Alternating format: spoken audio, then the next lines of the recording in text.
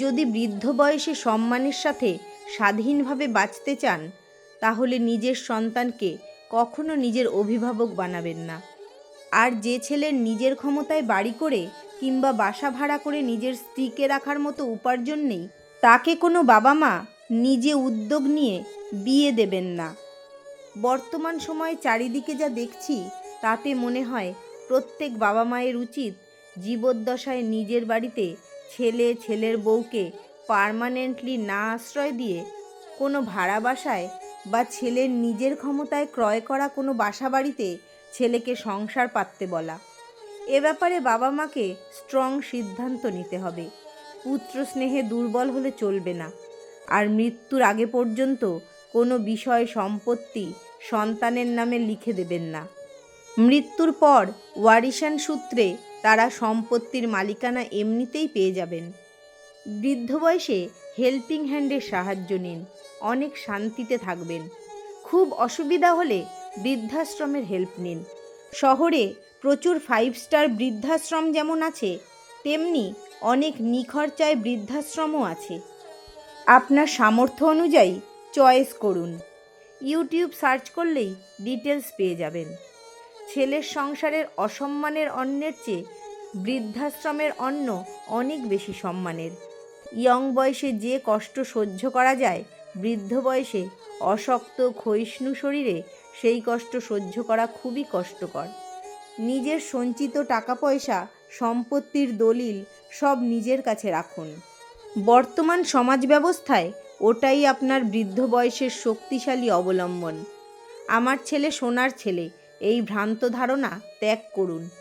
আপনার সন্তান হিরে নাকি কয়লা, সেটা সময়ই বলে দেবে।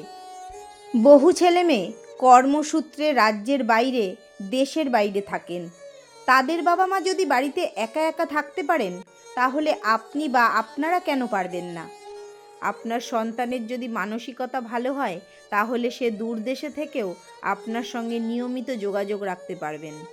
আপনার দেখাশোনাও করতে পারবেন। সবটাই তার ইচ্ছের উপর নির্ভর করছে। এই ডিজিটাল যুগে গোটা পৃথিবী এখন মানুষের হাতের মুঠোয়। কোনো কিছুর জন্যই আপনাকে অশক্ত শরীর নিয়ে বাইরে বেরোতে হবে না।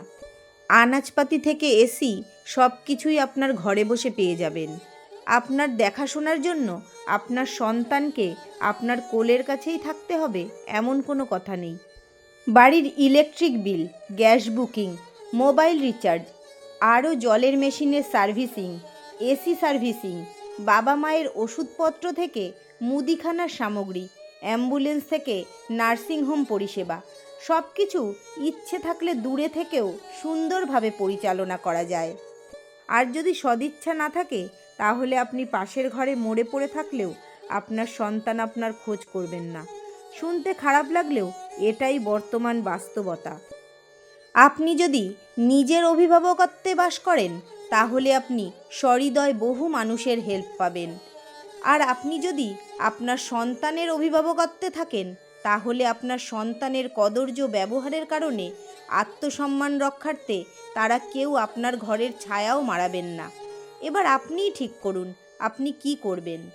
দিনরাত কলহ করে কাঁদতে কাঁদতে সন্তানের দেওয়া হেলাছেদ্দার ভাত খাবেন, নাকি কাজের লোকের রান্না করা খাবার নিজের অধিকারে খাবেন, নাকি কোনো বৃদ্ধাশ্রমে গিয়ে বাকি জীবনটা আনন্দে না হলেও সম্মানের সঙ্গে কাটাবেন?